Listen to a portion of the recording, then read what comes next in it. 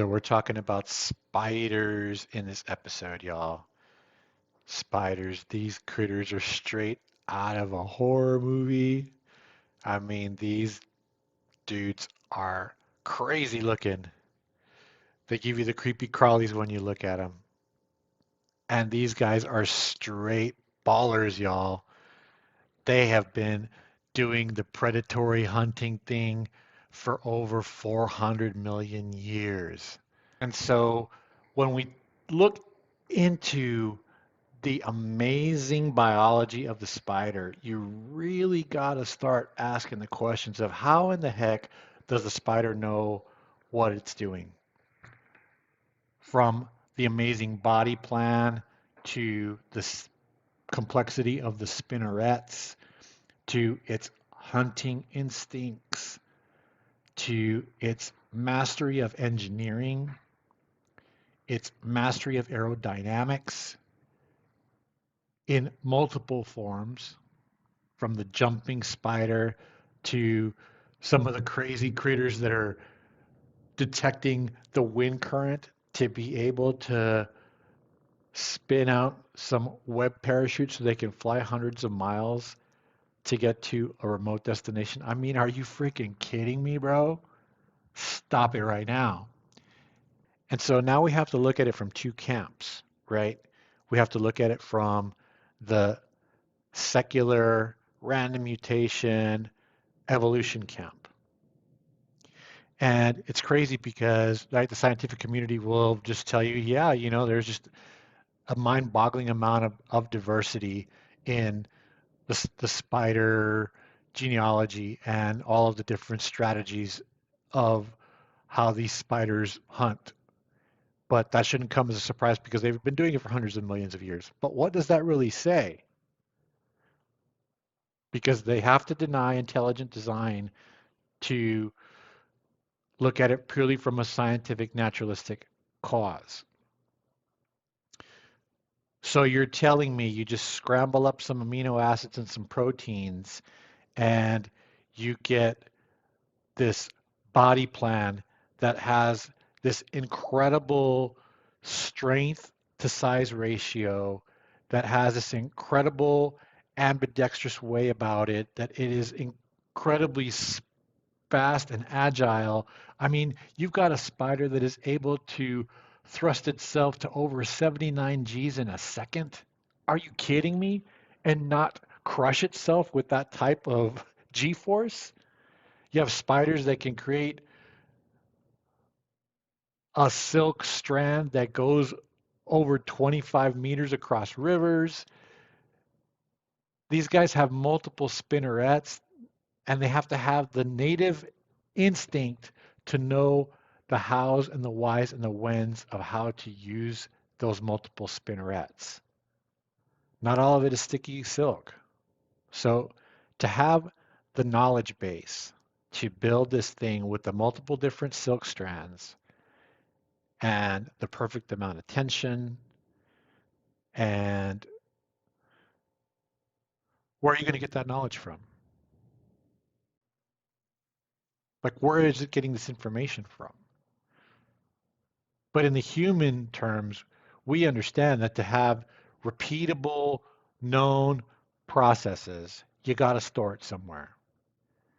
And you got to be able to interpret it and you got to be able to process it, right? We're talking about a biological creature here that is so incredibly advanced in all of the myriad things that it can do. It's we say we're impressed with the iPhone, but yet it's child's play compared to when you really stop and just marvel at the amazingness of a spider. And if it was just this random mutation event, if this thing just came randomly, then this would be like waking up one morning and having a fart, and this fart all of a sudden produced more yarn than you can get at a Michael's store. And what? All of a sudden, like tomorrow, you can make the best Christmas sweater ever known to mankind? I mean, give me a freaking break, y'all. Like it's insane the way you would have to do the mental gymnastics to really buy that to me. Because I'm not coming from a God of the gaps claim here. No, when we think of intelligent design, we're coming from our own human understanding of intelligence, right?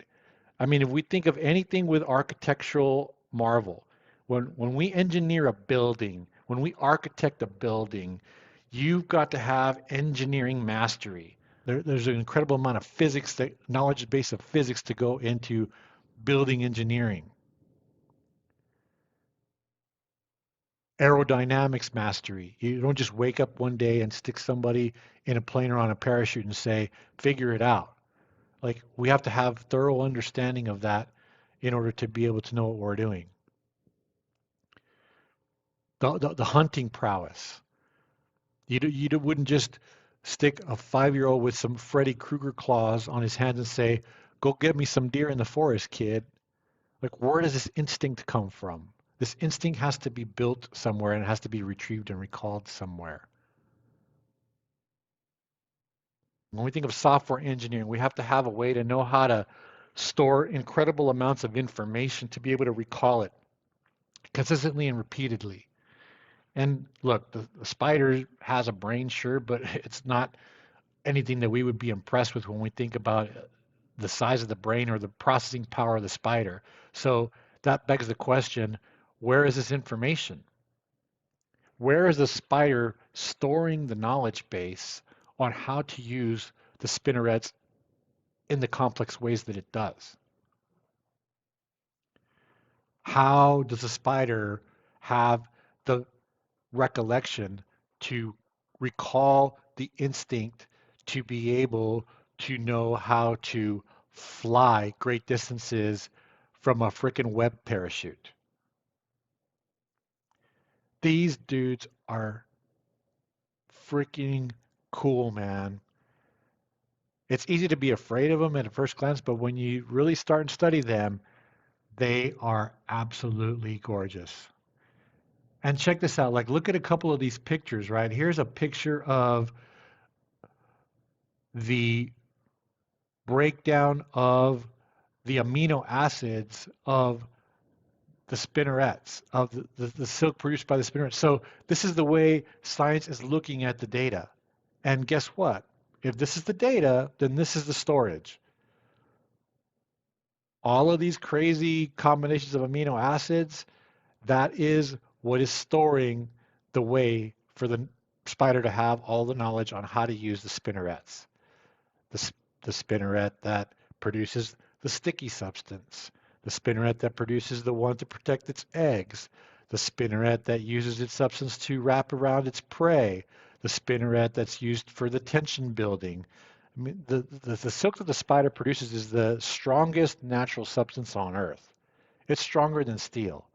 If spider silk was the same thickness of human rope, it would be hundreds of times greater than the steel that's used on suspension bridges. Like it's amazing how strong the silk is. And how are they storing the amount of silk that they have inside of their body? How are they able to produce these vast amounts of silk? Like nobody even has these answers to these questions. And that they have this capability, they just know how to do it. You can't have a random mutation event, undirected random processes, and get to engineering mastery, get to spinneret mastery, to know how to do all of these diverse things from these organic functions.